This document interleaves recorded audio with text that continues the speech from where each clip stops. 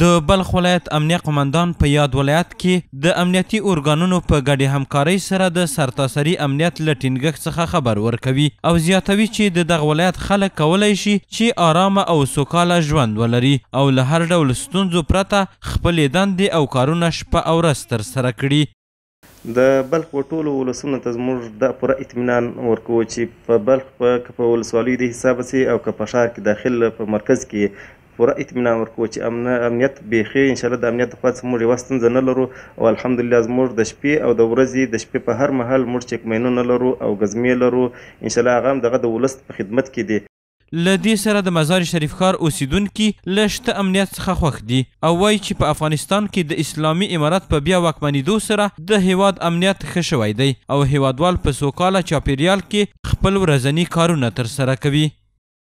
از امارت اسلامی تشکر و سپاس می‌نماییم برای اینکه در افغانستان امنیت را برقرار کردن و مردم میتونن تحت امنیت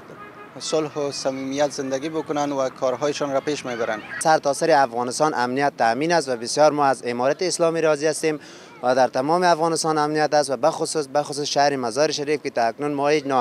ناامنی را شاهدش نبودیم و ما میتونیم